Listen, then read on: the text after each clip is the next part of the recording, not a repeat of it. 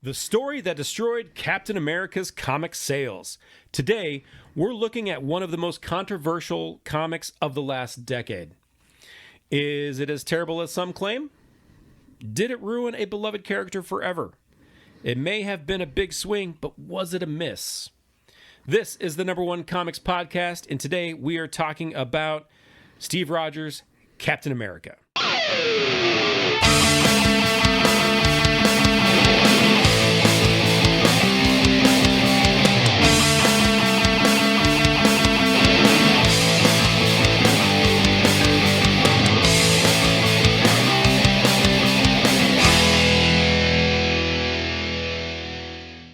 Yeah. I'm your host, Jonah. With me is Bill. How Welcome you doing? to another episode of the Number One Comics Podcast, the only podcast that's dedicated to the review and discussion of first issues. And this is one that I'm really excited about, just because of how much disdain people have, or how polarizing this, not this issue in particular, but this whole story arc that we'll talk a little bit about it. Yeah. It is not without its controversies. Right? So what we're talking about, again, Steve Rogers, Captain America #1. This was published by Marvel Comics in July of 2016. That's its cover date. And it had a cover price of $4.99. Written by Nick Spencer, and the artist was Jesus Saiz. Did you read this series when it came out? I didn't, but I think myself and everybody else out there knows what the very back panel of this comic is. Right. You probably saw it plastered all over Facebook. They were spoiling it on like news. CBS Morning News, like the day after it came out, or whatever. And I don't think that, in my mind anyway, maybe there are other ones that have been mentioned in the interim. Mm-hmm. But the only other time I remember the news covering a comic book was the death of Superman. Yes. Yeah, death of Superman, because I'm trying to think if I don't think they even covered it as much. Maybe when Batman got his back broken by Bane a little bit. Yeah, probably that was everywhere too. I know that there was a little bit of murmurs when Spider-Man and Mary Jane's marriage was annulled by Mephisto. And then when in Ultimate Spider-Man, when Miles Morales took over, there was some murmurings about that. But even too. that wasn't, as, in my opinion, as big as what we saw with this in terms of the coverage. No, which is pretty wild. When this comic came out, I wasn't into comics at the time. Like, I wasn't reading comics in 2016, so I didn't read this. I remember hearing about the controversy, through those outlets that we were talking about, and the spoilers surrounding it. So it wasn't a surprise to me. Right. I hadn't read Sam Wilson's Captain America series, which preceded this one, and or maybe even ran a little bit concurrently. I hadn't read any of that. It was just a few months ago that I picked up this entire run on eBay just out of curiosity. I was like, I really want to see what the vitriol's about. Yeah. And so I've read the first issue for the purposes of this discussion. However, I have not yet read the rest yet.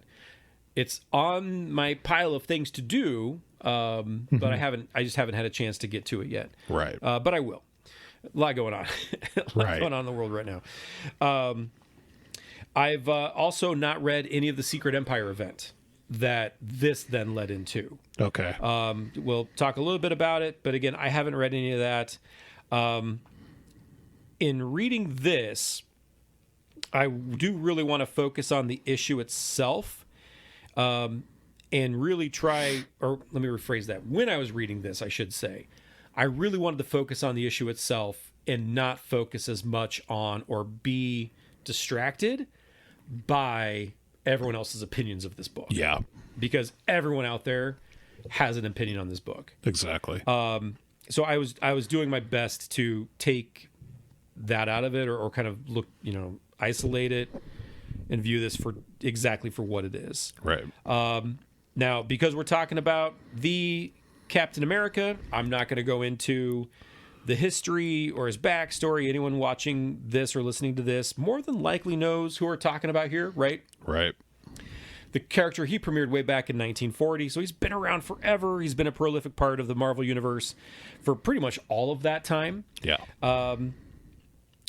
Tell me, though, I know you said you hadn't read this, but what is your experience reading Captain America or with Captain America books otherwise?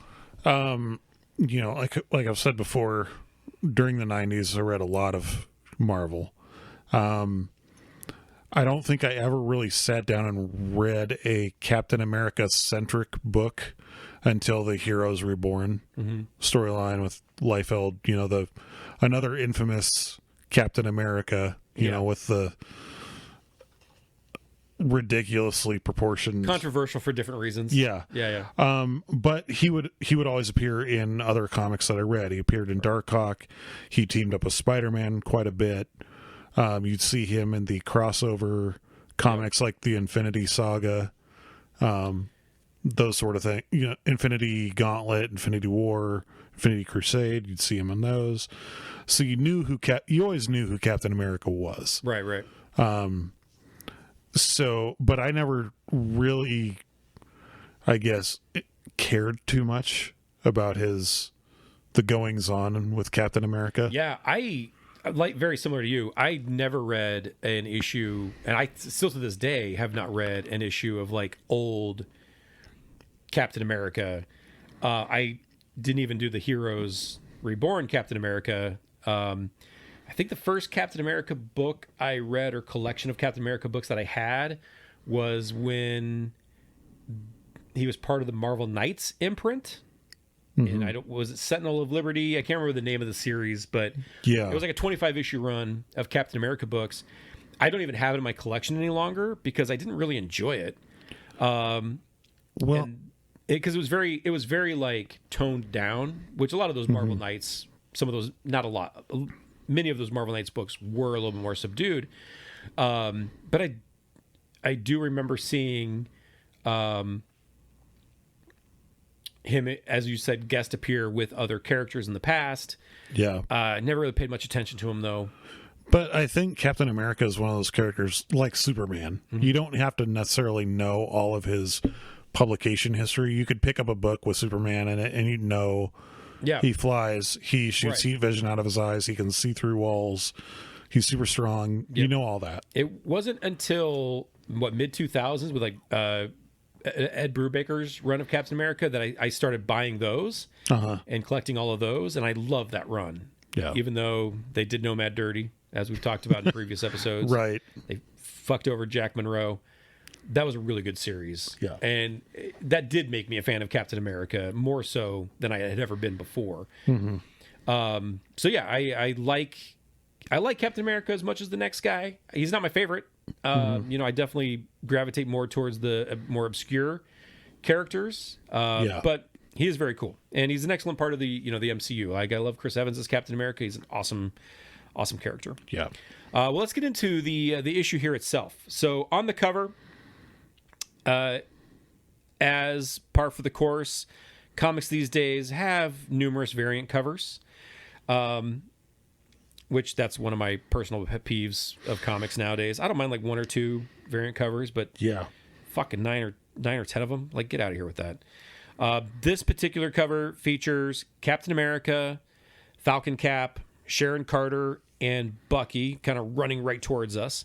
The U.S. Capitol, I think that's the U.S. Capitol, ? I don't know what that is in the background. Yeah. I think it's the U.S. Capitol is there in the background. Now, inside the issue, we're pretty much immediately all caught up on what's going on really quickly. In fact, there's an introductory page here that says, while fighting his way through S.H.I.E.L.D.'s reality-bending small-town super prison, Pleasant Hill, an aged and depowered Steve Rogers was returned to fighting form by a sentient cosmic cube called Kobik. Sam Wilson, the current Captain America, offered to share the title, and with the Red Skull, Baron Zemo, and Kobik all at large after the collapse of Pleasant Hill, the world needs two Captain Americas more than ever. So really that catches you up. Yeah. I didn't know that Steve was ever old and depowered. I've never read anything about this Pleasant Hill. I try to avoid Pleasant Hill. And so it's a good catch-up page. which is nice with the first issue, where Yeah. anyone who's interested can probably go back and read those things. Yeah. Reading that, I'm like, I'm good. Like, Yeah. that's fine.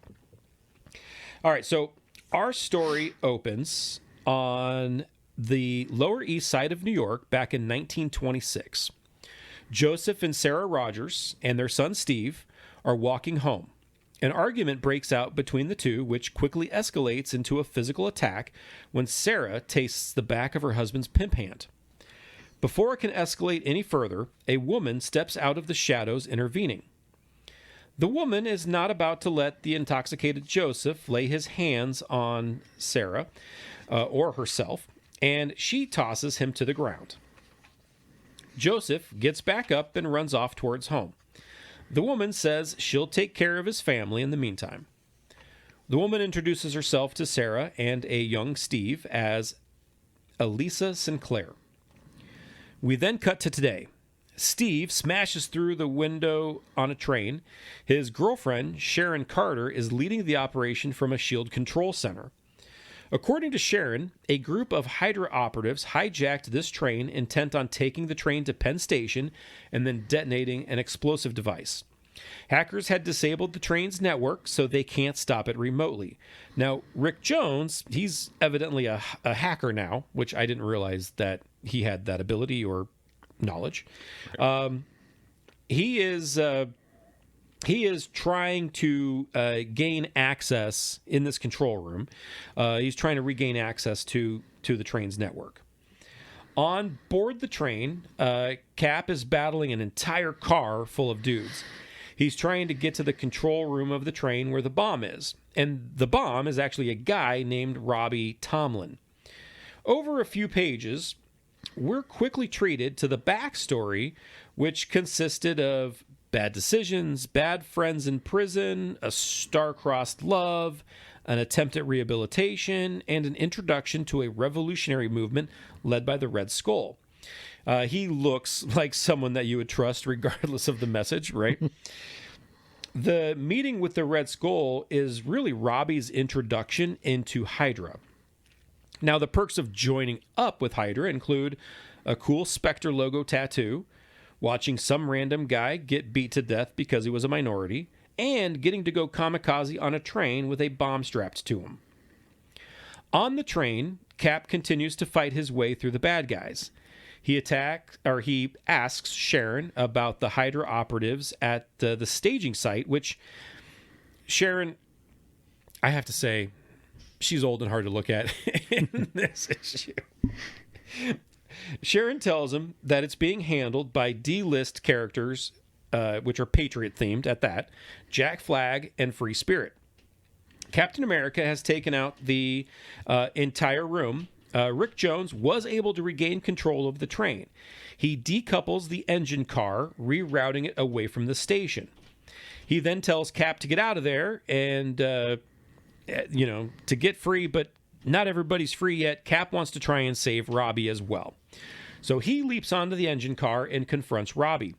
Now, Cap tries to talk some sense into Robbie, stating, hey, there's a better way, and your mom misses you. But it's no use. Robbie's last words to him are, "Hail Hydra," and he detonates the explosive. The train explodes. Cap uses his shield to shield himself from the blast, and he's blown clear from the train. About 5 hours later, Steve and his girlfriend, are on a porch swing, and she's patching up the cut over his eye. He confides in her how he feels like a stranger in his own body. She responds that next time he runs into a magic cosmic cube girl, if she can de-age him, how about not to forget about his old-ass girlfriend as well? She tells him that he won't be able to save everyone, but she loves how he certainly tries. And then they kiss. All right, let's get away from that. And then we flash back to 1926. Mm-hmm. Sarah is sitting with Elisa in a restaurant while young Steve plays with a dog in the corner. Elisa mentions to Steve's mom that he's destined for greatness. Not just his heart, it's in his eyes. We then cut to Rick Jack Flag and Free Spirit, they're seated in a table in a break room, essentially, and they're chatting over beers. Rick is sharing a story about his adventures with Cap. Jack and Free Spirit have adventure stories of their own, as well as a few embarrassing stories about one another. All in all, they're just glad to all be working with Cap again. Maria Hill, she meets with Cap and the old woman Carter. She's watching reports of the current going-ons. Hill and Carter sit at a table, and Carter is more empathetic that a young man lost his life in that attack on the train than Hill is. Their exchange begins to heat up when Cap walks in, and Maria reveals that she's got good news for them. We've got him, she says. That him that she's referring to is Baron Zemo. Baron is the one that had staged the revolt at Pleasant Hill. He'd been spotted in the Himalayas with a Dr. Eric Selvig as his prisoner. It's presumed that he's forcing the doctor to help him find Kobik, the sentient cosmic cube that looks like a little girl. Zemo has since popped up in Bagalia, which is a city known for its lawlessness and is essentially a supervillain mecca because of that. In fact, as we cut to that city, we've got Baron Zemo. He's on the rooftop, potentially, he's potentially trying to recruit a new Masters of Evil, essentially. He's pontificating about how pissed he is that the Red Skull's claiming to control Hydra. His audience, though, is really three villains that are looking for gainful employment. You've got Firebrand, Plant Man, and Flying Tiger. The job fair is interrupted by the arrival of Captain America, Free Spirit, and Jack Flag on little saucer-shaped hoverboards. Zemo orders his new Masters of Evil to take them down. Zemo tries to escape using a flash bomb to disorient and blind them temporarily. The hooded villain jumps into a jet of some sort and he takes off, but Captain is right there. He jumps onto it and he tells Jack Flag and Free Spirit to stick together and take care of Zemo's new recruits. As Zemo tries to make his escape, Cap is on top of the jet and he uses a kind of a glowing portion of his new pointy shield, almost like a laser cutter, to cut into the roof, and he opens up a hole in the top of the jet. Zemo fires at him but misses. Cap disarms him and the two tussle. Cap ends up standing over the cargo door in the floor of the jet, and Zemo opens it, and our hero nearly falls out, but he's able to catch himself with one hand. Flag sees this, and with Free Spirit and he having already made quick work of the new Masters of Evil, he decides to go up and aid the captain. As Flag takes off on his hoverboard, we're treated to another flashback. This is Elisa. She's walking Sarah Rogers and her son home.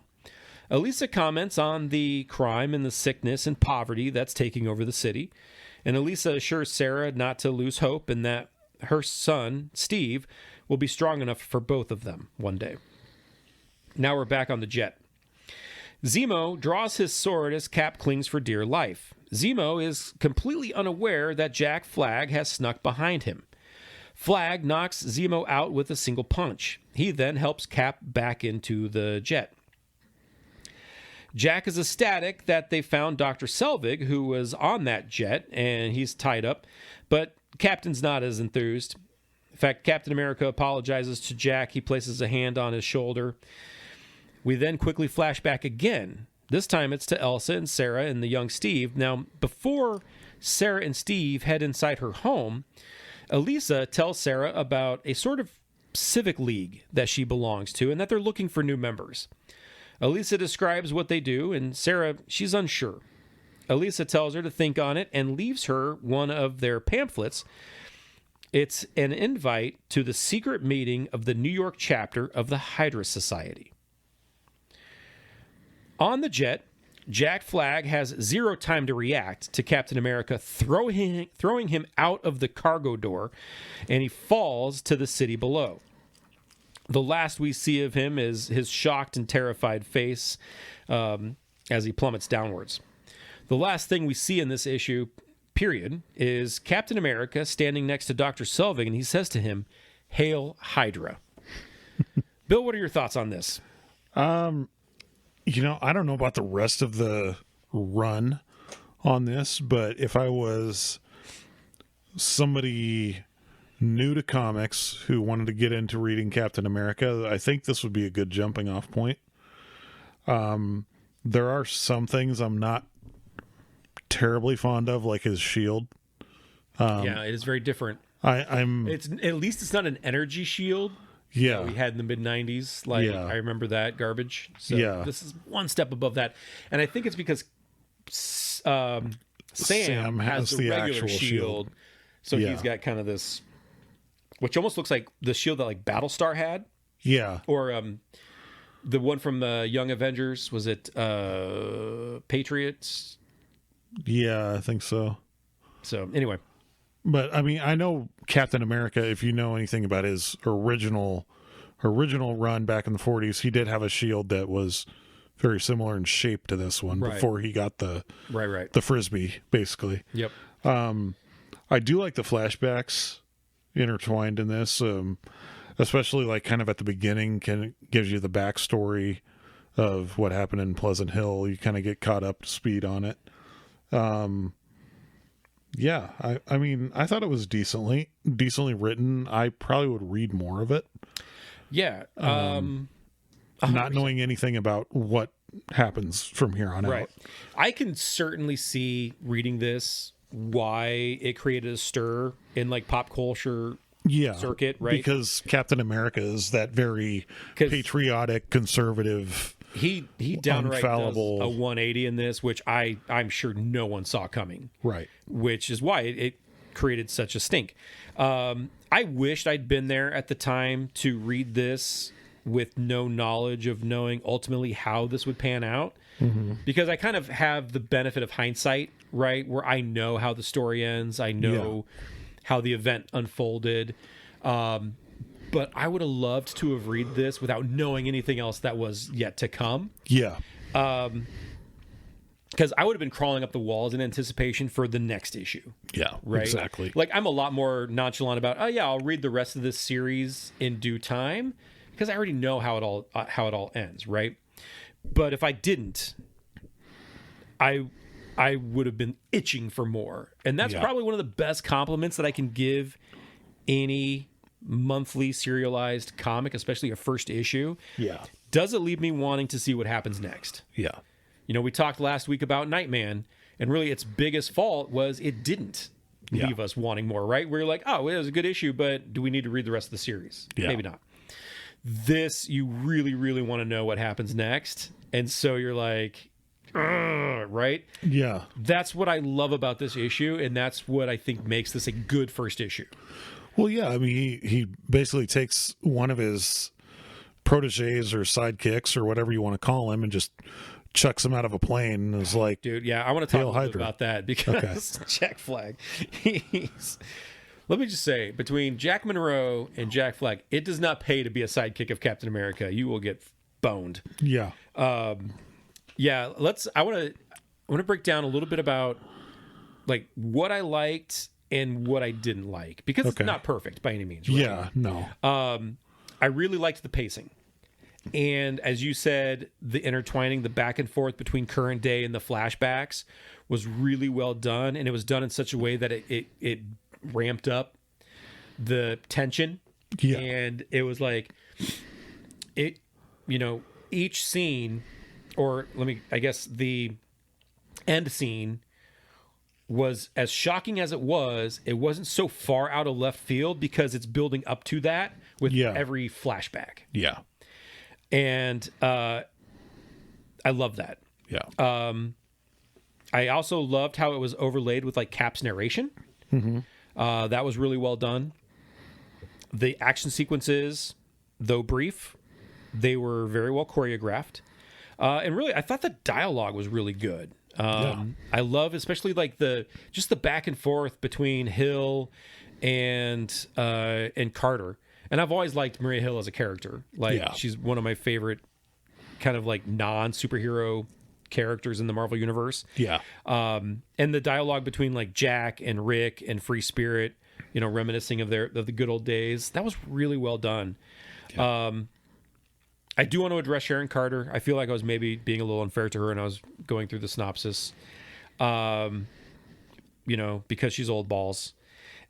I could not figure out reading this, because the last time I saw Sharon Carter, she wasn't old. Right. And so I couldn't figure out, as I was reading this, why she was so old. And so I had to do some research afterwards, and I learned that at some point, when I was not reading these things, she was stranded in a place called Dimension Z, where time moved faster than in the regular Marvel universe. Okay. So 25 years passed by the time that she was rescued from Dimension Z. Okay. So that's why she's old as shit. And then while Steve was de-aged, she remained hard to look at. I mean, old. Among other supporting characters, like I said, we got Rick Jones, which he's one of those guys that like shoehorn him into anything. We're like, oh, now you're a hacker, and now you're a reporter, and now you're this, and now I mean, this will make him anything that. Kind of like Jimmy Olsen that way, right? Right. Like you can just put him into slot him in somewhere as a sidekick. Right. We've got Free Spirit, who I didn't know who that was. I didn't either. Unfamiliar with her. Now there's Jack Flag. Poor Jack Flag. Have you ever seen anything with Jack Flag before? Never. Okay. Never. So I've only seen him in like 2 comics. There was this one, and then there was Thunderbolts issue 111, which takes place kind of post-Civil War, and he is hunted down by the Thunderbolts for not registering for the Superhuman Registration Act. And he puts on a really good fight against really good Thunderbolts like Venom and Bullseye and characters like that are hunting him down. So he puts up a valiant resistance, but it ends with him getting stabbed in the back by Bullseye and getting his spine severed. Oh, wow. And I felt bad for him there because I was like, oh, this character is actually pretty cool, right? Yeah. I think it was Warren Ellis that wrote that, and I thought he did a really good job of making me really like this character in that 20-some pages, just to have him get his spine severed, and I'm like, oh, well, there goes that. Right. So after that happened, he was tossed into a prison, which he was in that prison in the negative zone, I believe it was, until he takes off into space with Peter Quill, and he hangs out with the Guardians of the Galaxy for a couple issues or for a little bit. His spine is repaired, and then he eventually returns to Earth after the Registration Act was abolished and he was no longer a wanted man. He comes back. He was recruited back to S.H.I.E.L.D., and then, to aid Steve Rogers here. But as we see here, that's very short-lived. Right. And so, spoiler, because again, I wanted to research this because, man, we talked about Jack Monroe, and now Jack Flag. I wanted to know, does he have a happy ending? No, he does not. So Jack Flag survives the fall, but he's comatose, and at some point, Cap does try to finish him off with some poison, but Free Spirit, who was made kind of the decision maker by Jack in end of the life support decisions, basically is like, no, we're gonna take him off life support. So she takes him off life support and he dies. Oh. And that's all we see of Jack Flag. Poor guy. I know. Jeez. Again, do not ever be a sidekick to Captain America. No. Unless, I guess Sam's done okay so far, other than a movie that bombed. Yeah. But other than that, he's done better. Yeah. So yeah, lesson is don't ever be one of Cap's sidekicks because Marvel will fuck you. And no lube, no hi, how you doing? I dug the art and the colors. In particular, the color of the flashback sequences, or kind of that real matted, was very, very cool. Yeah. I didn't. Oh, yeah. I didn't care for the art when we got a close up of Sharon, but that's not her fault necessarily, right? Because she's old and she was supposed to look old. And again, it was jarring for me when I was reading this. I was like, why is she so fucking old? Yeah, but at the same time, they've done artwork for old characters before and did them better. Yeah, yeah. I mean, I don't know why it was so hard for me to look at her. Yeah. Because, like, Aunt May is old. And I can look at Aunt May. Well, yeah, you've got like Aunt May, Agatha Harkness. But Aunt May's not trying to make out with Peter Parker. Yeah. So. Well, there was that one time he got turned old by the Vulture, and she thought he was like handsome, and was like, "Oh, you really remind me of my late husband Ben." Oh, I got you. I'm like, That's awkward. Put it away, Aunt May. Yeah. Overall, I think it was so many issues. overall, I think it was a really good issue. Like I said, it's Captain America, so you don't have to introduce yourself to the character over again with each new volume. Right. We do get a much different glimpse of his past. The story's tight. The art's solid. The ending definitely left me yearning for more. I mean, there's very little I probably didn't like about it. Yeah, because, I mean, even when I think about it, like, even the dialogue with, like, the Red Skull. And here's the thing. I think what some people may not have liked about this is maybe the politicizing of an organization like Hydra, where like they come across as, okay, these are your like, you know, right-wing conservative, we're like the New World Order kind of people. Yeah. Right. I don't care about that. I don't either. Like, I don't but care. Then again, it was 2016 was kind of a polarizing It was, time right? for the It is country. maybe a product of its time. And I don't know. With Nick Spencer, I couldn't tell you one way or another where he leans politically. I mean, as a writer / you know, artistic type, I've got my ideas. He probably leans more left, Right. probably severely left, but I don't care. And the Red Skull, you know, it's very much like Cobra Commander that way. Yeah. Cobra Commander would get up and give like this compelling speech. I think what we saw here was much more charismatic than anything that we would get from like a Cobra Commander. Yeah. But same concept, right? They're telling these people what they want to hear. They're preaching this dream that, you know, it's not without its downfalls or whatever, and it's not without its compromises, and you become a villain, that sort of thing. I don't care about the political aspect of it. Yeah. Like it just doesn't bother me one way or another. Yeah. Anything else? Thoughts on it? And then we'll talk a little bit about what came next. We'll get into some spoilers. I did like the scenes with Baron Zemo. He's always been kind of one of my favorite.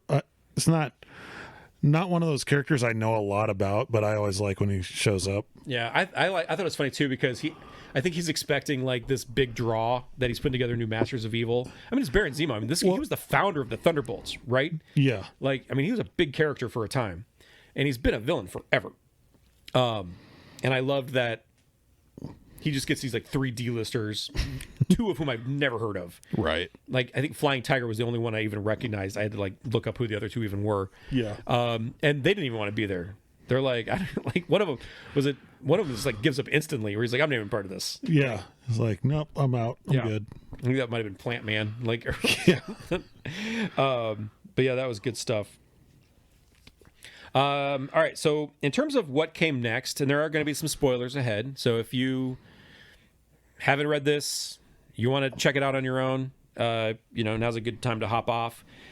We don't really often discuss like story details and subsequent issues with this show. You know, we kind of, you know, keep it contained. But with the controversy surrounding it, I wanted to really touch on this because I think it's worth mentioning. So here we go.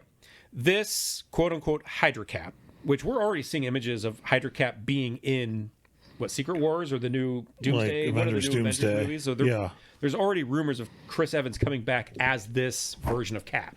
Right. Anyway, so this Hydra Cap is not the Cap that we know and love. Okay. Okay. This is not the Steve Rogers that you had seen in past issues or in Brubaker's run. This isn't the one from Civil War. This Cap was raised in an alternate timeline that was created by Kobik, the Cosmic Cube, and had been brought into this timeline, supplanting the captain of our world. So our captain, our Marvel Universe captain that we've known and loved since the 40s, was replaced by this evil Captain America. Okay? Okay. This captain takes over S.H.I.E.L.D. and eventually takes over all of the United States. He eventually tries to use the cosmic cube to rewrite reality back to his Hydra reality. So he tries to use the cosmic cube to make the reality that he was born and raised in up to a certain point current with the world that he's in now. Okay. Okay.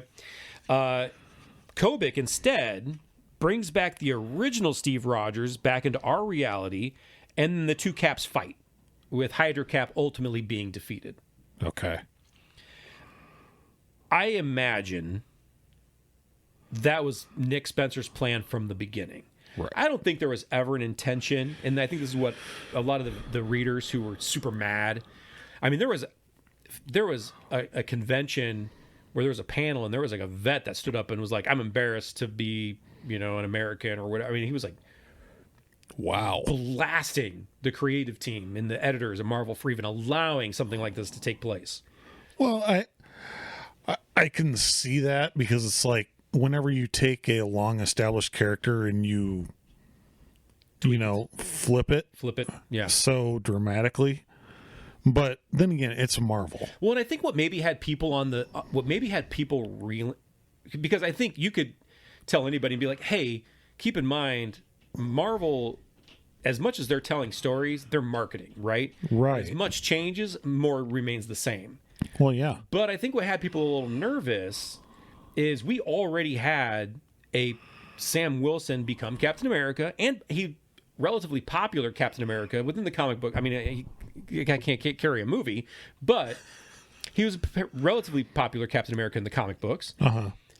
Not maybe as much as Steve Rogers, and so I think what made fans nervous is, hey, we've already got this one Captain America that Marvel's trying to shove down our throats, especially for those that feel that way because they may not agree or like Sam Wilson being Captain America. Right.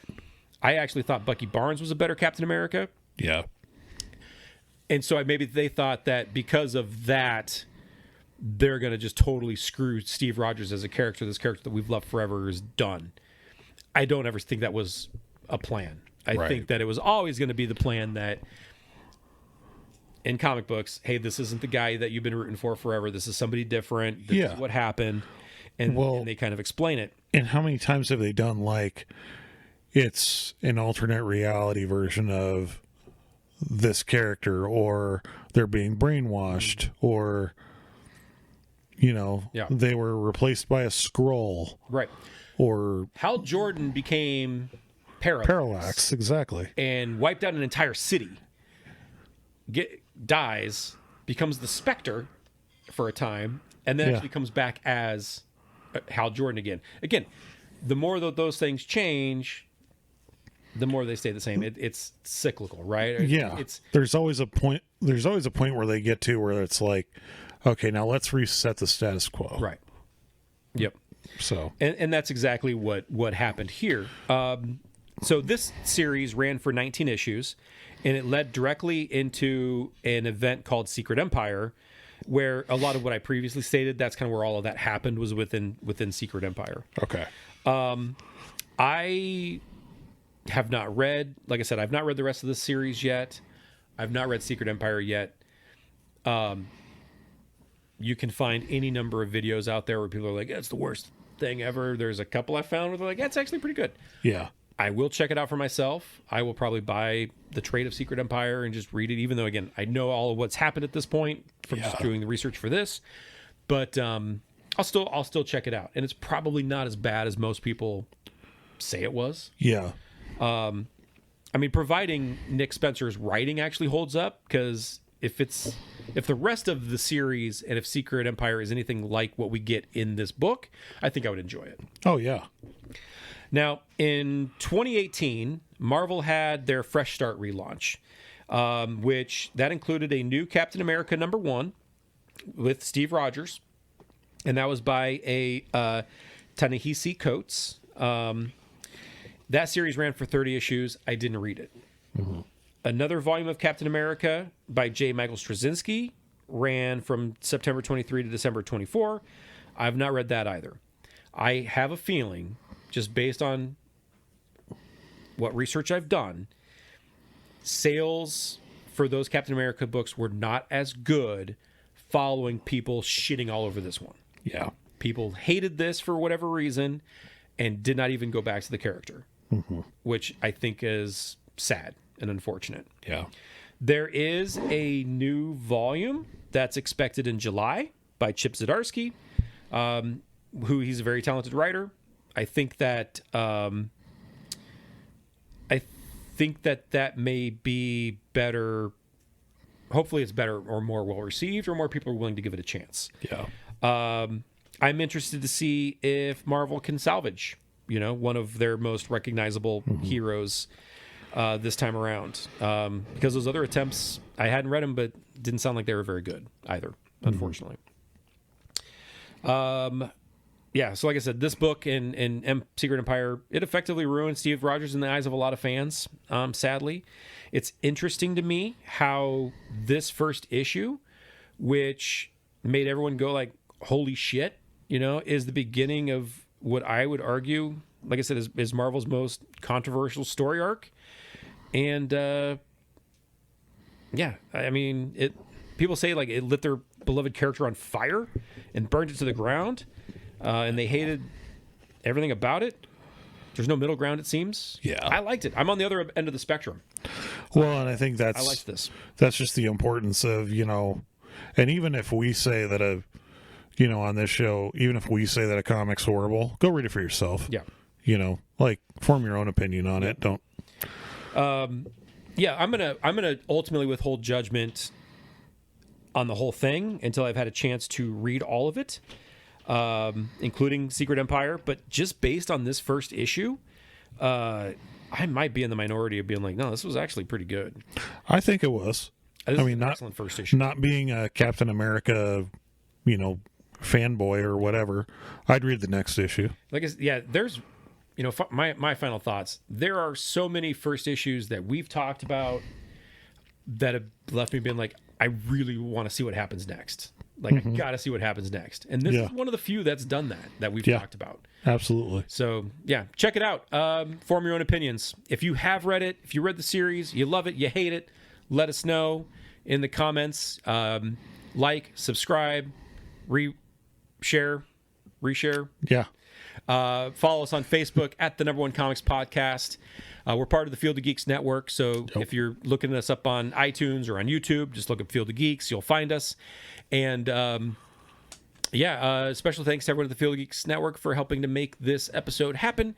Special thanks to Raven X for the music. And as always, we will see you guys next time. Have a great rest of the day. See ya. Peace.